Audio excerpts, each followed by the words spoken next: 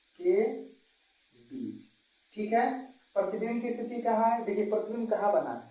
वक्रता केंद्र और फोकस के बीच, वक्रता केंद्र और फोकस के बीच। तो हम ऐसे लिख देते हैं सी और एफ के बीच। आप समझ गए ना, सी का मतलब क्या है? वक्रता केंद्र, एफ का मतलब फोकस। वक्रता केंद्र फोकस के बीच क्या बना है? हमारा प्रतिबिंब बना है। समझ में आया? प्रतिबिंब की प्रकृति क्या है? तो बताइए, प्रतिबिंब दर्पण की इस साइड बना है तो प्रतिबिंब कैसा बनेगा? वास्तविक। कैसा बनेगा? वास्तविक। समझ में नहीं आया क्या? और उल्टा बना है कि सीधा बना है? तो आप कहेंगे उल्टा बना है, क्योंकि यह किधर बना है? मुख्य अक्ष के नीचे। अगर मुख्य अक्ष के ऊपर बनता तो कैसा बनता? सीधा बनता। प्रतिबिंब का आकार क्या है? वस्तु देखिए इतनी बड़ी, प्रतिबिंब क्या बना? छोटा बना है, तो कहेंगे प्रतिबिंब का आकार वस्तु से छोटा। समझ में आया दोनों? जल्दी से आप लोग इन सब इसका स्क्रीनशॉट लीजिए, हम आगे बढ़ते हैं। ठीक है ना, ले लीजिए स्क्रीनशॉट आप लोग, आगे बढ़ते हैं। ठीक है, ध्यान दीजिएगा। ये दो स्थिति हो गई, बची हमारी कितनी है? 4 स्थितियां। चारों स्थिति को इस वीडियो में हम क्या करेंगे? कवर करेंगे, और एक एक करके आप क्या करते हैं? करते रहिएगा, समझते रहिएगा। अगर समझ में नहीं आता है तो एक बार और वीडियो को देखिए। ठीक है, हो सकता है आपको समझ में आ जाए। तीसरी स्थिति क्या है? जब वस्तु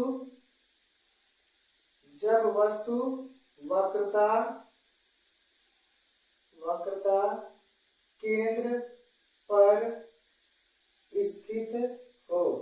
ठीक है, जब वस्तु कहाँ हो? वक्रता केंद्र पर स्थित हो। तो हमको क्या करना है?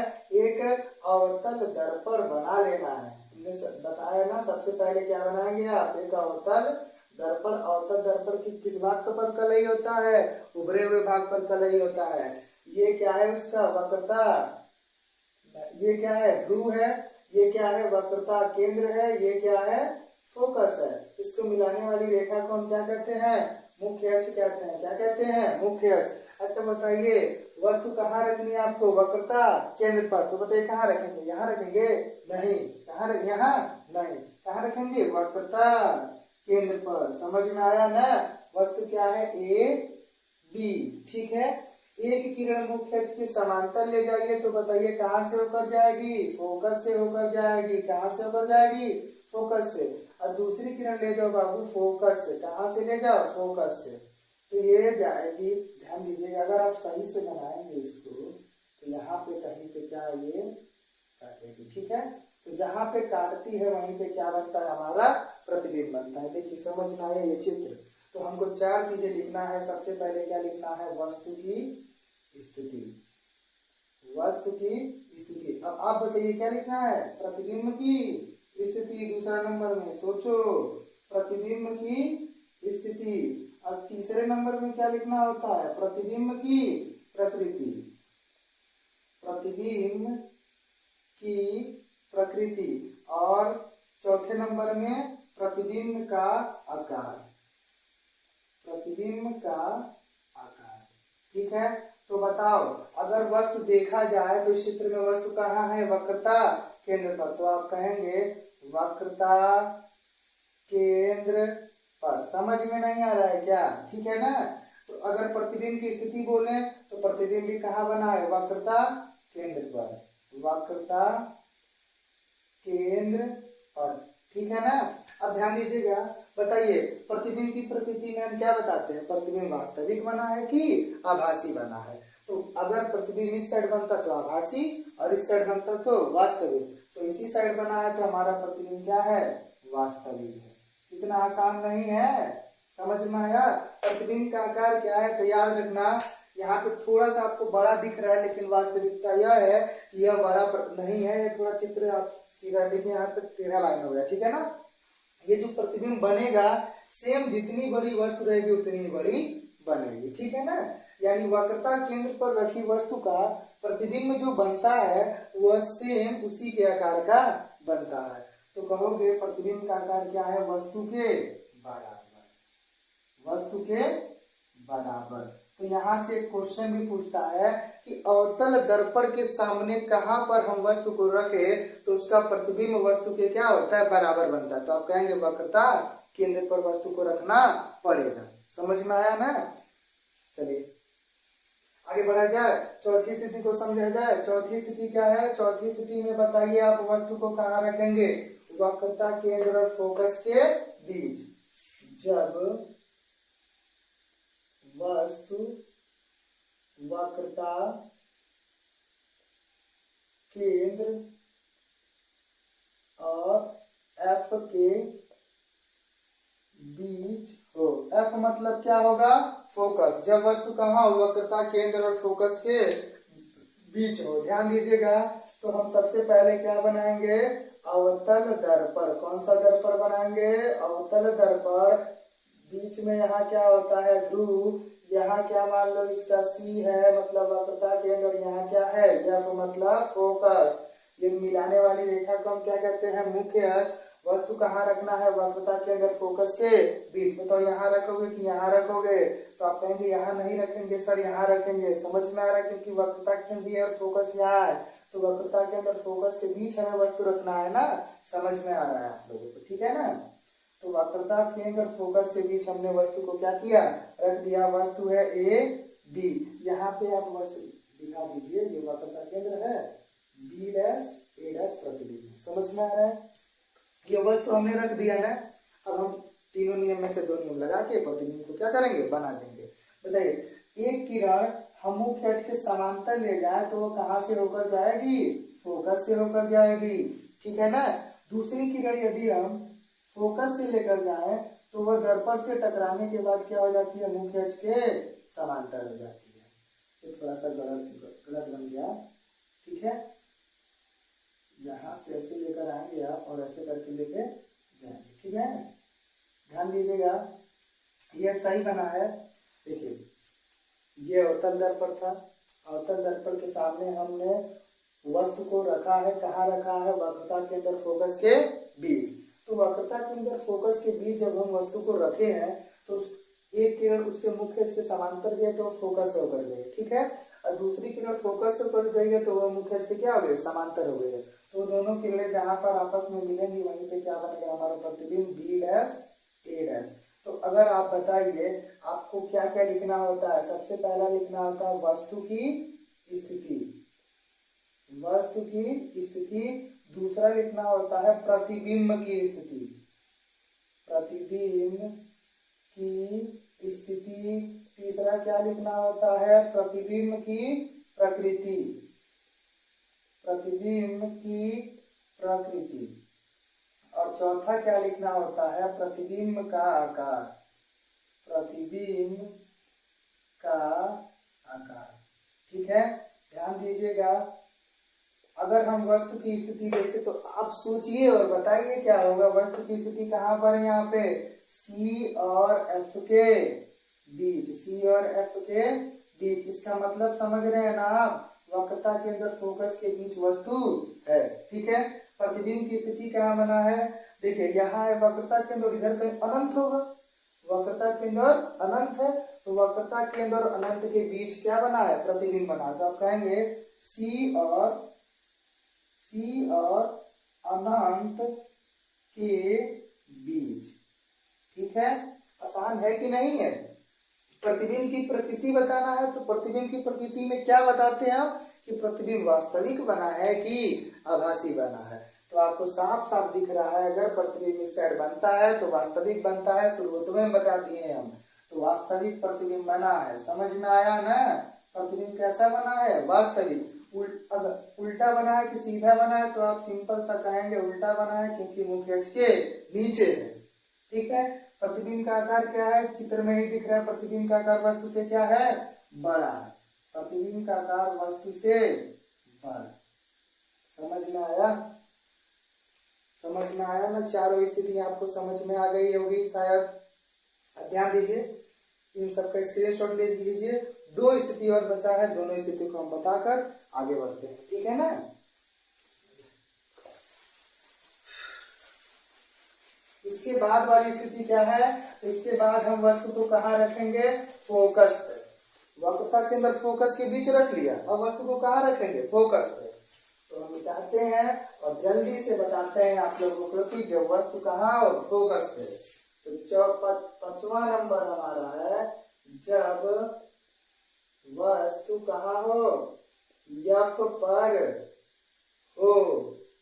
ठीक है, यफ मतलब क्या होता है, फोकस। जब वस्तु कहाँ हो बाबू, फोकस पर हो, तो उसका प्रतिबिंब कहाँ बनेगा, कैसा बनेगा, आभासी बनेगा कि वास्तविक बनेगा। ठीक है, तो सबसे पहले हम इसका किरण आरेख बनाने के लिए क्या लेंगे, अवतल दर्पण, उभरे हुए भाग पर कलई कर देंगे। यहाँ इसका क्या होगा, ध्रुव होगा P, और यहाँ क्या होगा, वक्रता केंद्र C, यहाँ क्या होगा, फोकस F। मिलाने वाली रेखा को हम क्या कहते हैं, इन सबको मुख्य अक्ष। ठीक है, अच्छा ये बताइए वस्तु को कहाँ रखेंगे, फोकस पे है, तो यहाँ वस्तु रख दिया हमने क्या, फोकस पर A B। समझ में आया, एक किरण बताओ मुख्य अक्ष के समांतर गई तो यह कहाँ से होकर जाएगी, फोकस पे, बोलो। ठीक है, इतना नहीं, इतना बार बताया गया कि मुख्य अक्ष के समांतर किरण गई तो कहाँ से होकर जाएगी, फोकस से। ठीक है, अब तो रट्टा हो गया होगा आप लोगों को कि अगर कोई प्रकाश किरण मुख्य अक्ष के समांतर जाती है तो वो कहाँ से होकर जाएगी, फोकस से। ठीक है, दूसरी किरण हम सोच रहे कहाँ से लेकर जाए, दुविधा है। ठीक है, तो हम क्या करेंगे, दूसरी किरण मान लेंगे ऐसे लेके जा रही है। ठीक है, इसी की सीध में। ठीक है, ये गई है और फिर वापस टकरा के आ गई है। ठीक है, तो ऐसे जाएगी तो अब देखेंगे ये दोनों किरणें एक दूसरे के क्या है, समांतर होगी। दोनों किरणें एक दूसरे के क्या होगी, समांतर होगी। तो यहाँ पे प्रतिबिंब कहाँ पर बनेगा, यही हमको जानना है। तो पहले हम लिख लेते हैं, फिर बताएंगे। सबसे पहले क्या लिखा जाता है, वस्तु की स्थिति, वस्तु की स्थिति। उसके बाद हम लिखते हैं क्या, प्रतिबिंब की स्थिति, प्रतिबिंब की स्थिति। उसके बाद क्या लिखते हैं हम बाबू, प्रतिबिंब की प्रकृति। ध्यान देना, बोर मत हो आप लोग, आपको समझ में आ रहा है ना, प्रतिबिंब की प्रकृति। और लास्ट में हम क्या लिखेंगे, प्रतिबिंब का आकार। ठीक है, तो अगर हम देखें वस्तु की स्थिति कहाँ है, तो आपको साफ साफ दिख रहा है वस्तु कहाँ है, यफ पर, मतलब फोकस पे। प्रतिबिंब की स्थिति कहाँ है, ये समझना है आपको। दोनों किरणें एक दूसरे के क्या है, समांतर है। और याद रखना, दो समांतर किरणें आपस में जाकर एक दूसरे से कहाँ मिलती है, अनंत पे, मतलब बहुत दूर मिलती है। समझ में आ रहा है ना, तो ये दोनों किरणें आपस में जहां मिलेंगी वहीं पे प्रतिबिंब बनेगा ना। तो प्रतिबिंब कहाँ पे बनेगा, अनंत पे। प्रतिबिंब कहाँ बनेगा, अनंत पे। प्रतिबिंब बनेगा जो कहाँ बनेगा, अनंत पर। अगर प्रतिबिंब की प्रकृति बताए तो प्रतिबिंब इधर बनेगा ना, इधर जा रही इधर ही मिलेगा ना। तो प्रतिबिंब की प्रकृति क्या होगी, वास्तविक। वास्तविक क्यों होगा, तो आपको बताया गया है कि इधर जब प्रतिबिंब बनता है तो वास्तविक बनता है। समझ में आया। प्रतिबिंब का आकार क्या है, तो प्रतिबिंब का आकार बताइए, इधर जाएंगी तो कहीं इधर मिलेंगी, तो ऐसे करके आप रेखा खींचेंगे तो बड़ा प्रतिबिंब दिखेगा ना। तो प्रतिबिंब का आकार क्या होगा, वस्तु से बहुत बड़ा। प्रतिबिंब का आकार क्या होगा, वस्तु से बहुत बड़ा। ठीक है, ध्यान दीजिए। तो अगर बोला जाए फोकस पर रखी वस्तु का प्रतिबिंब कहाँ बनता है, तो आप कहेंगे अनंत पे। कैसा बनता है, वास्तविक। बड़ा बनता है कि सीधा, बड़ा बनता है कि छोटा बनता है, कहेंगे वस्तु से बहुत बड़ा बनता है। उल्टा बनता है कि सीधा बनता है, तो कैसा बनता है, उल्टा। ठीक है, लास्ट स्थिति हम आपको बताने जा रहे हैं, ध्यान से देखिएगा। छठवां स्थिति है, ये चल नहीं रहा है। छठवां स्थिति है हमारा, जब वस्तु फोकस और ध्रुव के बीच हो। जब वस्तु कहाँ हो, फोकस और ध्रुव के बीच हो। जब वस्तु कहाँ हो, फोकस और ध्रुव के बीच हो। ध्यान देना, सबसे पहले हम क्या करेंगे, ये थोड़ा सा समझने वाली चीज है। यहाँ पे हमने बनाया है कि कौन सा दर्पण, अवतल दर्पण। ठीक है, यहाँ क्या है इसका ध्रुव, यहाँ क्या होगा इसका वक्रता केंद्र C, यहाँ क्या होगा इसका, मान लो आधा दूरी पे लेते हैं यफ। मिलाने वाली रेखा को क्या कहते हैं हम, मुख्य अक्ष कहते हैं। वस्तु को कहाँ रखोगे, फोकस और ध्रुव के बीच। ठीक है। तो एक किरण बताओ मुख्य अक्ष के समांतर गई, वस्तु है ए बी। एक किरण मुख्य अक्ष के समांतर गई तो कहां से होकर जाएगी, फोकस से होकर जाएगी। समझ में आ रहा है, ठीक है।